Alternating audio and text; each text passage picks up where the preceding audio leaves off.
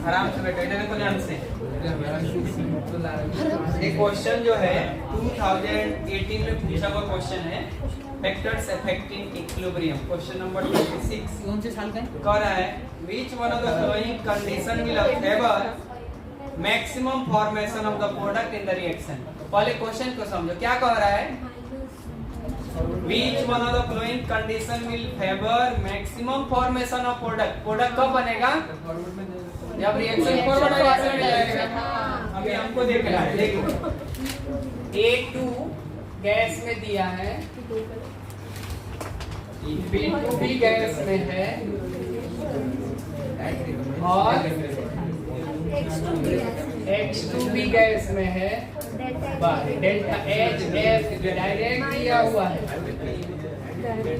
ये रिएक्शन कैसा है? एंडोथर्मिक है या एक्सोथर्मिक? डेल्टा H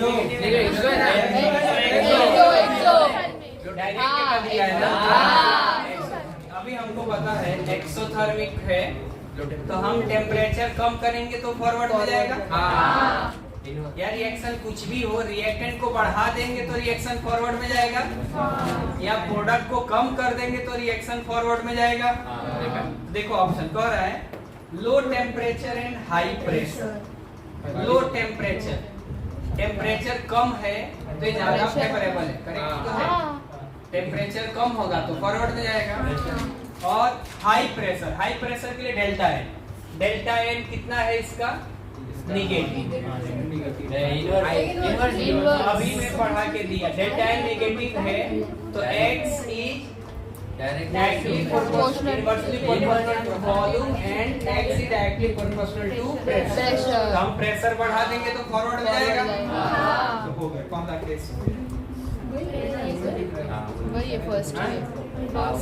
वही होगा। डिफिकल्ट है नहीं, यानी लो टेम्परेचर और हाई प्रेशर। मैं बोला ना, वो पेज याद रखो, उस पेज से बाहर क्वेश्चन नहीं जा सकता है। कोई भी क्वेश्चन उस पेज से बाहर। चलो नेक्स्ट क्वेश्चन, आगे चले। इधर देखो, अगला एक क्वेश्चन दिया है। हाँ देखो, जितने मैंने टाइप पढ़ा दिया ना, देखो उसमें से कैसे आ रहा है। N2 गैस है, 3H2 भी गैस है। अब कह रहा है कि नहीं, थोड़ा हम अलग तरीके से लिख के दिखाएंगे आपको। चलो ये रिएक्शन बताओ, एंडोथर्मिक है या एक्सोथर्मिक?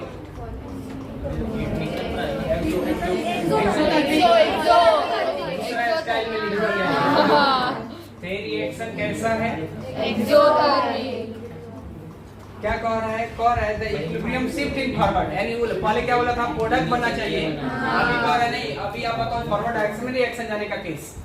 तो हमको पता है एक्सोथर्मिक है तो टेम्परेचर कम करना पड़ेगा। और डेल्टा एन कितना? नेगेटिव। ऊपर वाले क्वेश्चन का कोएफिशिएंट। तो डेल्टा एन नेगेटिव में x is directly proportional to pressure का केस आता है। प्रेशर क्या करना पड़ेगा? बढ़ाना पड़ेगा।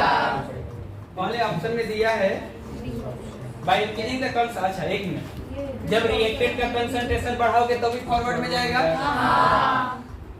पहला में दे रहा है by increasing the concentration of NH3, ऐसे बाय डिक्रीजिंग द प्रेशर नहीं, by decreasing the concentration of N2NH2 नहीं। अरे रिएक्टेंट कम करेंगे फॉरवर्ड जाएगा। By decreasing pressure and decreasing temperature. हां यानी डी ऑप्शन। किसी को डाउट है? नहीं। नेक्स्ट क्वेश्चन है क्या? क्वेश्चन कौन सा?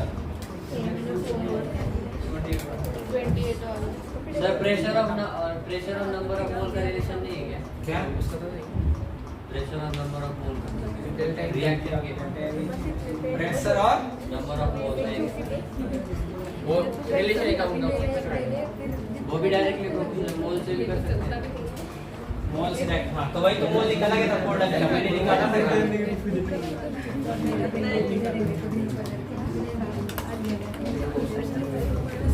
ये मोली तो निकाल के बताया, x है क्या, x तो प्रोडक्ट है ना, प्रोडक्ट निकाल के तो प्रेशर के साथ रिलेशन बताया मैंने। ये नहीं समझ रहा था। अरे x तो मोली होता है ना, पता है तो मोल ऑफ प्रोडक्ट इसे कहते हैं। इस केस में मोल ऑफ प्रोडक्ट वॉल्यूम को डिपेंड नहीं करता है। इस केस में मोल ऑफ प्रोडक्ट वॉल्यूम के डायरेक्टली प्रोपोर्शनल है, इनवर्सली प्रोपोर्शनल है। इसमें mole of product inversely proportional to volume के directly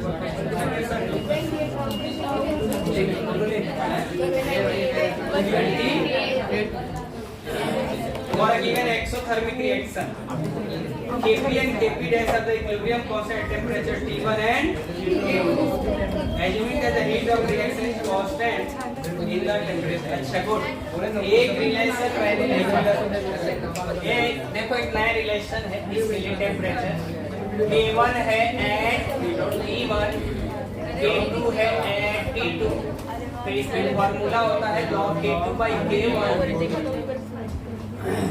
2.303 R T2 minus TR।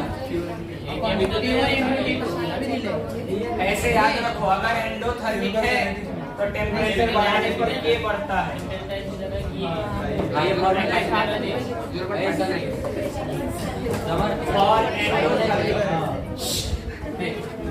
और एंडोथर्मिक टेम्परेचर बढ़ेगा तो K, और एक्सोथर्मिक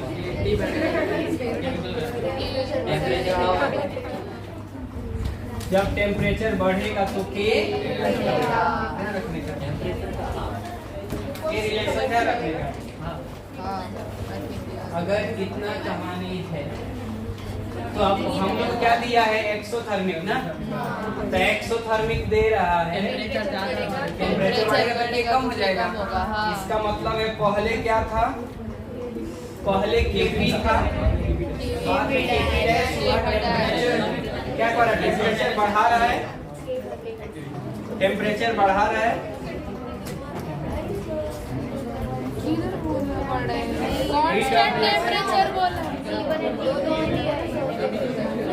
अरे ठीक है ना, तो equilibrium constant at temperature T1 and T2 assuming that heat of reaction is constant in temperature between T1 and T2 it is readily observed that delta H क्या है, constant है, delta H नहीं बदल रहा है। अगर डेल्टा H नहीं बदलेगा यानी change in delta H zero, तो जीरो तो K2 इक्वल टू K1, ये नहीं बदल रहा ना, डेल्टा H क्या होगा, जीरो। अगर ये जीरो हो गया तो log something equal to zero, तो log 1 जीरो होता है, तो K2/K1 इक्वल टू 1 यानी K2 इक्वल टू K1 यानी Kp equal to Kp dash. Answer D दिखा रहा है, सर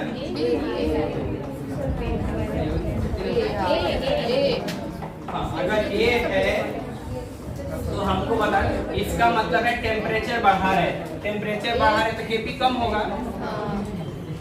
उसने क्लियर नहीं लिख के दिया, अगर उसने बोलना चाहिए कि टेम्परेचर बढ़ रहा है, टेम्परेचर बढ़ेगा तो एक्सोथर्मिक के लिए Kp वैल्यू कम हो जाएगा।